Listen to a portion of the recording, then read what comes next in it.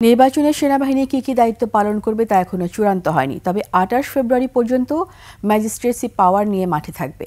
নির্বাচনে আইনশৃঙ্খলা পরিস্থিতি নিয়ন্ত্রণে নেতৃত্ব দেবে স্বরাষ্ট্র মন্ত্রণালয়। দুপুরে রাজধানী আগারগাঁওয়ে নির্বাচন ভবনে আইনশৃঙ্খলা বাহিনীর সঙ্গে বৈঠক শেষে এসব কথা জানান ইসি সিনিয়র সচিব আক্তার আহমেদ। মানিক শিকদারের রিপোর্ট।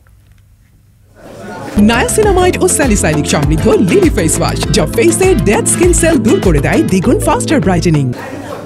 ত্রয়োদশ জাতীয় সংসদ নির্বাচনের তফসিল ঘোষণার আগে ভোট কেন্দ্রে নিরাপত্তা বাহিনী মোতায়েন পরিকল্পনা চূড়ান্ত করতে সিইসি এএমএম নাসিরউদ্দিনের সভাপতিত্বে বৈঠক অনুষ্ঠিত হয়। আলোচনায় অংশ নেন স্বরাষ্ট্র সচিব, পুলিশ, সেনা, বিজিবি সহ বিভিন্ন বাহিনীর ঊর্ধ্বতন কর্মকর্তারা।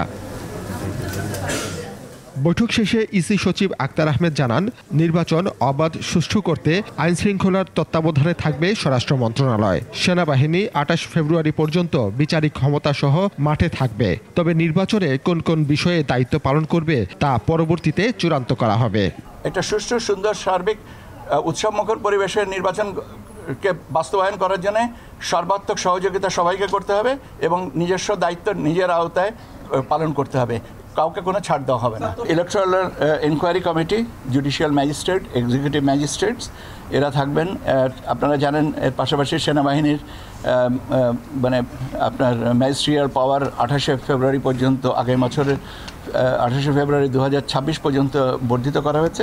জাতীয় নির্বাচন ও গণভোট একই দিনে হবে, তাই সব প্রার্থী ও ভোটারদের আচরণবিধি মেনে চলার নির্দেশ দেওয়া হয়েছে। প্রথম দিন থেকেই আচরণবিধি প্রতিপালন যেন যথাযথভাবে হয় এবং সেই কারণে আমাদের সেই সূত্রে আইন শৃঙ্খলা বাহিনীর সদস্যরা যেন আমাদেরকে সম্পূর্ণ সহযোগিতা করেন। আসলে সার্বিক বিষয়টা আর কি, নির্বাচন কমিশনের তো আর নিজস্ব কোনো বাহিনী নেই।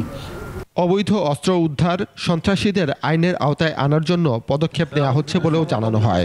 বৈধ আর্মসের ব্যবহারগুলোও সময় অনুযায়ী এটা নির্ধারণ করা হবে। মানিক শিকদার, ২১ টেলিভিশন, ঢাকা।